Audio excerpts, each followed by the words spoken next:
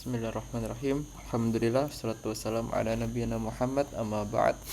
Perkenalkan, nama saya Muhammad Rizky Setianto dari jurusan Data Analis PPKD Jakarta Selatan, angkatan ketiga. Pada kesempatan kali ini, alhamdulillah saya akan mempraktikkan atau mendemonstrasikan apa yang telah diberikan tugas dari PPKD mengenai materi job sheet menentukan objek data dengan Excel. Jadi kita akan jelaskan berurutan dengan job sheet atau ritme yang telah diberikan. Yang pertama, materinya adalah simple random sampling dengan run. Jadi di sini ada yang intinya kita membuat run ya, dari 10% total data, kemudian nanti diurutkan dan juga ambil 10% yang teratas. Jadi dari implementasinya seperti ini.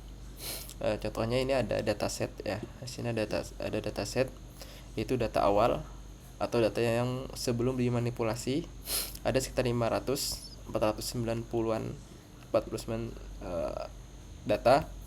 Kemudian bagian ini yang sudah diberikan materi random seperti ini. Lalu di sini hasilnya, dan ini pakai VLOOKUP ya. Ini pakai VLOOKUP. Jadi sudah bisa pakai rumus seperti ini, dan kita ambil 50 data di awal dan kita telah simpan di bagian yang kedua ya, itu bagian di sini. Itu untuk yang tugas yang pertama. Lalu tugas kedua, survey sampling dengan pivot table. Jadi kita mengambil kalau di sini contohnya dengan pivot table ya. Dan di sini sudah kita lakukan, ada survey. Nah, di sini ada kita ambil berdasarkan female dan male-nya. Female ada 245, male-nya ada 254. Lalu proporsinya 0,49 untuk female, dan juga male-nya untuk 0,5, 0,9 dan seterusnya. Diambil dari sampelnya ada 50, berarti di sini untuk female 24,5 dan juga male-nya 25,45. Totalnya tetap sesuai dengan apa yang telah disampaikan pada saat data asal atau dataset, itu 499. Lalu kita lanjut ke non probability sampling. Ini yang kita mulai dari purposive sampling. Jadi purposive sampling itu seperti ini. Jadi kita ambil datanya berupa age dan juga count of gendernya. Count of gendernya ini cara membacanya adalah ketika age-nya itu 17, maka count of gender ada 34. Jadi ada 34 orang yang berumur 17 tahun, lalu ini ada 18 orang, ada 15 ini, dan seterusnya. Dan di sini kenapa ada 408 bukan 499 seperti di dataset ya. Dataset 499 karena di sini kita telah menggunakan yang namanya filter di bagian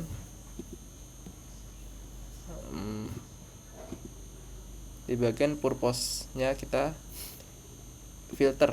Nah, seperti ini sini. Di sini kita filter. Jadi untuk yang 40 ke atas itu tidak muncul.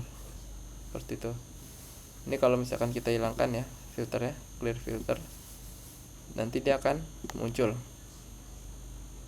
clear filter. Nah, dia akan muncul semua data 499.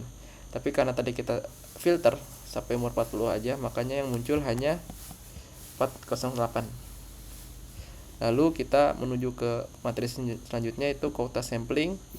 Jadi ambil data berdasarkan kategori tertentu. Kalau di sini gunakan filter dan hitung manual. Diberikan contoh 20 pria dan 30 wanita misalnya.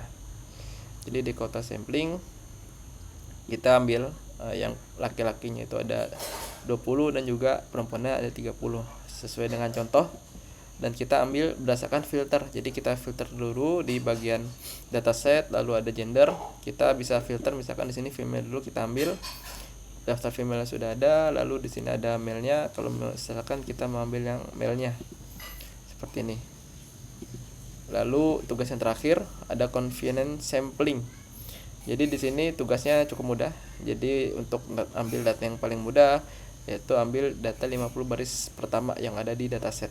Seperti ini contohnya. Jadi data yang paling awal gitu ya, yang paling awal yang belum diotak-atik ya kita tinggal ambil aja. Itu.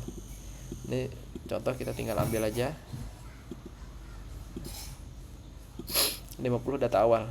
Jadi nanti ditaruh di sini. Seperti itu. Mungkin ini dari saya. Kurang lebihnya mohon maaf. Terima kasih kepada PPKD dan juga kepada instruktur yang telah memberikan ilmu yang bermanfaat bagi kami. Assalamualaikum warahmatullahi wabarakatuh.